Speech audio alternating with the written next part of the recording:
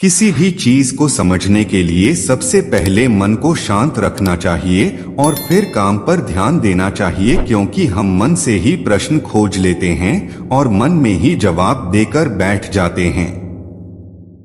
भगवान कृष्ण ने मन को शांत रखने के लिए दो चीजें बताई हैं। भगवद गीता में भगवान श्री कृष्ण कहते हैं, मन का बेचैन होना उसका स्वभाव है। हमारे मन को लगता है कि अगर वह अलग अलग बातों के बारे में सोचता रहेगा तो हमें आने वाली हर मुश्किल और मुसीबत से बचा लेगा, पर ऐसा होता नहीं है।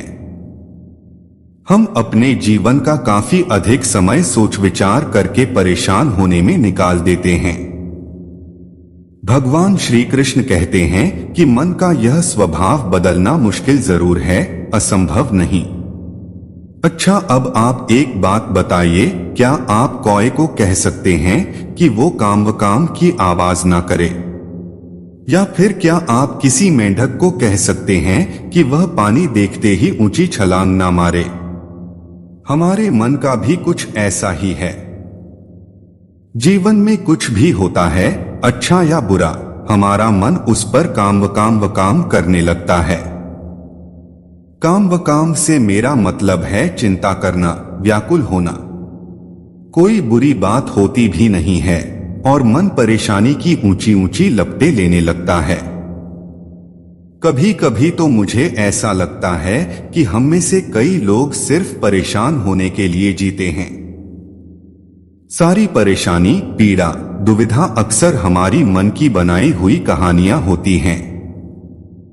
भगवान श्री कृष्ण हमें हमारे मन को शांत और स्थिर करने के लिए दो उपाय देते हैं। पहला, ध्यान लगाना या मेडिटेट करना।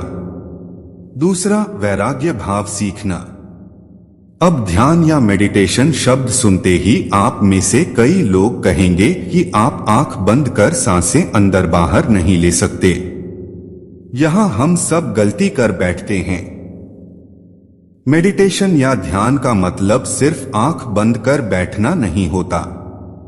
मेडिटेशन का मतलब होता है अपना पूरा ध्यान किसी चीज पर लगाना और उसे हटने नहीं देना। अगर आप रोटी बना रहे हैं तो सिर्फ उस बात पर ध्यान दीजिए। अगर आप पिक्चर देख रहे हैं तो अपना पूरा ध्यान पिक्चर पर लगाएं। यह मत सोचिए कि पिक्चर देखकर आप अपना कितना वक्त बर्बाद कर रहे हैं। जब आप जीवन के हर छोटे बड़े काम को पूरे ध्यान से करते हैं तो आपका जीवन ही एक मेडिटेशन बन जाता है। ऐसे जीवन में शांति, स्थिरता, साहस और सफलता का होना अनिवार्य है। वैराग्य भाव दूसरा उपाय। वैराग्य का अर्थ यह नहीं कि आप सब कुछ छोड़कर जंगल में जाकर बैठ जाएं। वैराग्य का सच्चा अर्थ है कि आप जो काम कर रहे हैं उसका क्या नतीजा या रिजल्ट निकलेगा उसकी चिंता ना करें।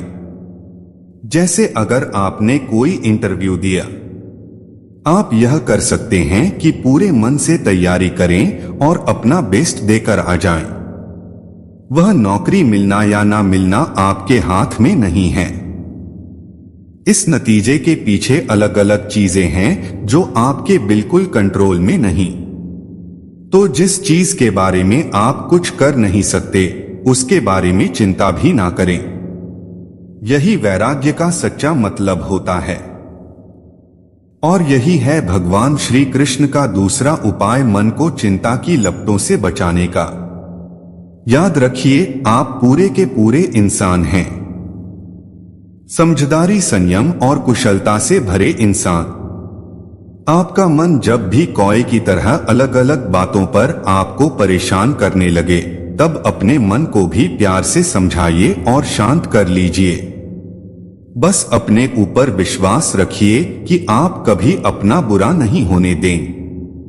उम्मीद करते हैं कि आपको ये श्री कृष्ण द्वारा बताया गया अनमोल विचार आपको पसंद आया होगा।